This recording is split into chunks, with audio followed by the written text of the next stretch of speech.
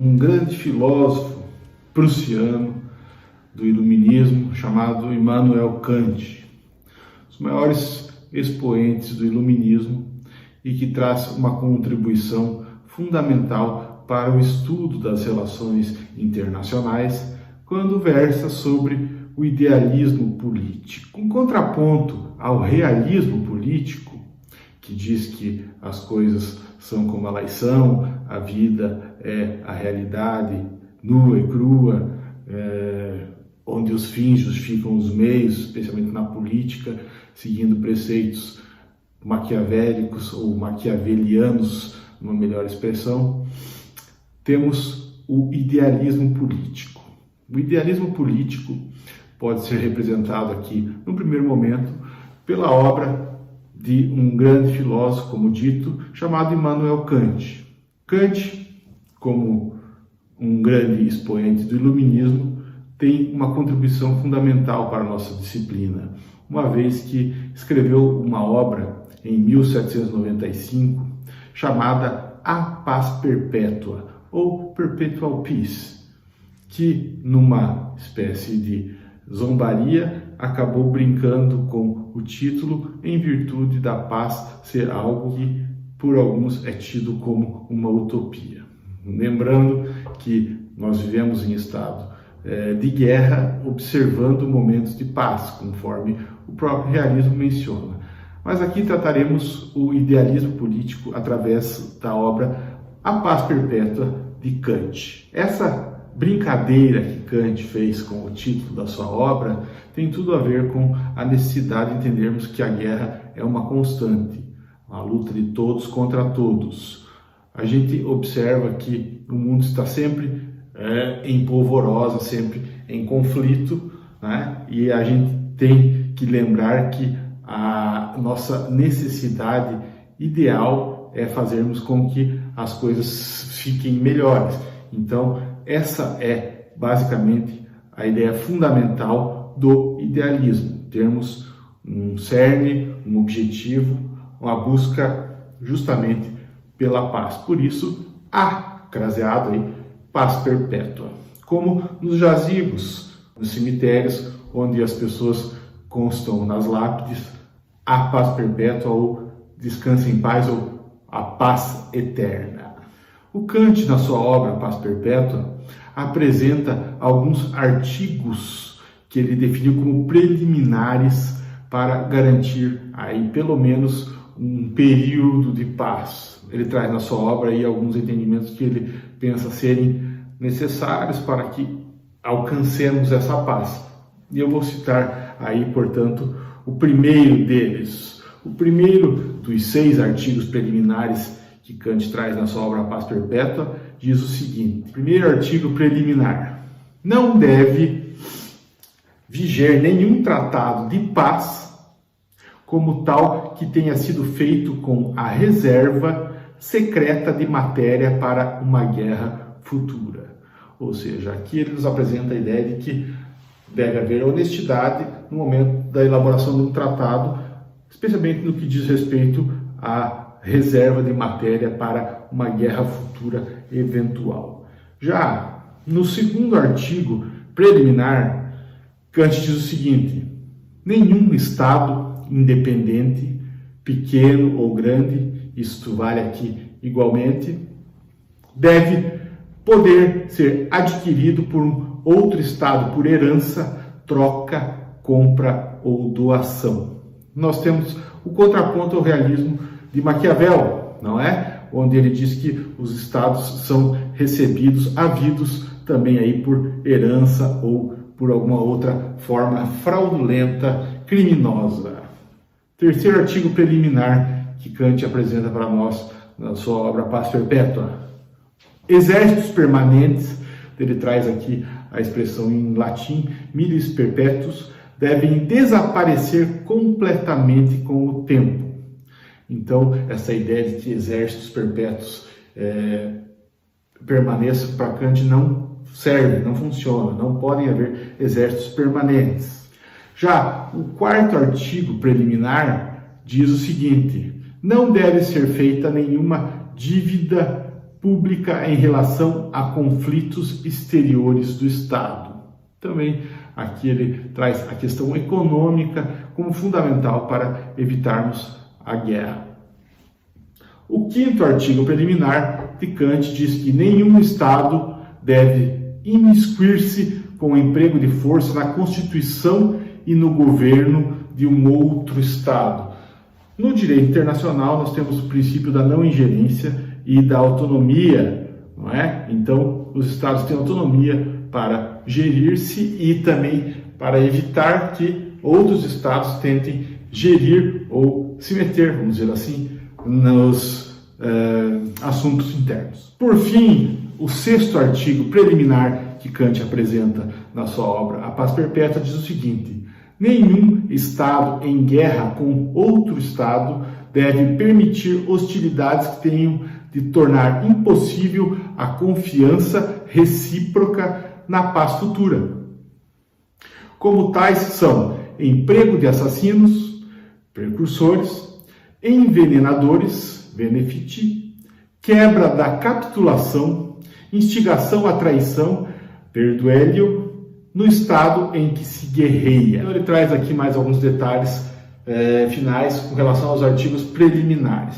Nós vamos ver que ele traz ainda outros artigos definitivos com relação à ideia de paz perpétua. Isso, claro, lembrando, deve ser trazido para o âmbito do estudo das relações internacionais e dentro do idealismo político. Com relação aos artigos definitivos para a paz perpétua, o primeiro deles diz o seguinte: a Constituição Civil em cada Estado deve ser republicana, ou seja, a ideia de res publici ou de coisa pública, a Constituição da República ou de coisa pública. A ideia é importante que devemos ter um Estado regido por uma Constituição republicana, do povo para o povo.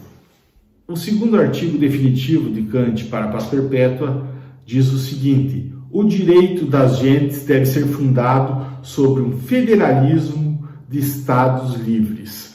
Atente aqui que no século XVIII, época em que foi escrito esse livro, ele traz a ideia de direito das gentes. O direito das gentes ficou aí consolidado hoje como os direitos humanos. Então, temos aqui também a ideia de algo que se refere a um entendimento de direitos para todo o mundo desde 1795. Portanto, Kant já traz para nós um precursor do ideário dos direitos humanos. Aqui ele traz a ideia de federalismo de Estados livres. Claro que a gente sabe que os Estados-nação são formados geralmente por outros Estados, entes federativos, dependendo da forma do sistema de governo. E, nesse caso, ele apresenta a ideia de que esses Estados devem ser livres dentro, portanto, de um federalismo. Por fim, o terceiro artigo para a paz perpétua traz aí o seguinte teor: o direito cosmopolita deve ser limitado às condições de hospitalidade universal. Mais ou menos como a ideia socrática. Sócrates dizia que ele não era um cidadão de Atenas, era um cidadão do mundo. A ideia de cosmopolitismo aqui é mais ou menos como a ideia de pensar-se no mundo como um todo, não é? E também a gente observa que ele traz a expressão hospitalidade universal. Claro que sermos bons anfitriões, sabermos receber as pessoas de outros países, portanto os estrangeiros, dentro de um entendimento universal, somos todos membros de uma única coisa, a raça humana. Então, a ideia de hospitalidade universal também é fundamental, segundo Kant, para que nós tenhamos a paz perpétua, ainda que ele tenha feito, como eu dito anteriormente, uma brincadeira com relação ao título da sua obra. Dentro do idealismo, ainda a gente vai entender mais para frente que a ideia é a de que tenhamos algo ideal. O que tem-se como fundamento aqui é que tenhamos algo ideal para as relações entre os Estados-nação, para a diplomacia.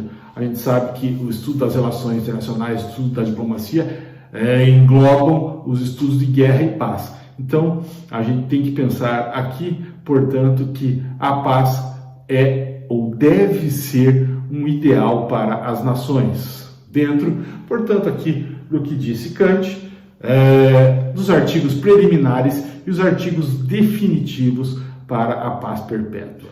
Importante salientar que isso ocorreu no século XVIII, no auge do iluminismo. Kant foi um grande expoente, como dito, e apresentou outras grandes obras, como a resposta à pergunta sobre o que é iluminismo, e também aí ideias como a do imperativo categórico kantiano.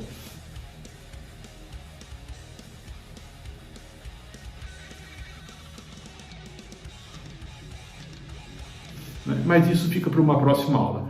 Um detalhe interessante de mencionarmos aqui é que, logo após a Primeira Guerra Mundial, o presidente norte-americano Woodrow Wilson apresentou aí um conjunto de artigos também aí para uma eventual paz. Claro, o mundo havia experimentado a Grande Guerra, término em 1918, e o mundo precisava de uma resposta para que isso não acontecesse novamente. Criou-se, portanto, aí, através desses 14 pontos do presidente norte-americano Woodrow Wilson, um rol de artigos para a paz também. Observem que, junto com esses 14 pontos para a paz do presidente norte-americano Woodrow Wilson, criou-se a Liga das Nações ou Sociedade das Nações, também uma espécie aí de organização internacional, uma das primeiras, junto com a Organização Mundial do Comércio, para fins de pacificação mundial, tendo em vista o que o mundo havia experimentado. Isso serviu como fundamento, base para, depois da Segunda Guerra Mundial, aí termos a criação da Organização das Nações Unidas. Mas isso fica para uma outra aula. Por enquanto, o que nós queríamos apresentar a vocês é a ideia de paz perpétua ou perpetual peace, a paz perpétua, trazida por Kant no século XVIII como um grande aporte filosófico ao estudo das relações internacionais, o idealismo político kantiano. Obrigado, pessoal. Até a próxima. Qualquer dúvida, qualquer pergunta, qualquer sugestão, escrevam abaixo aqui do vídeo que eu responderei o mais breve possível. Valeu, tchau, obrigado.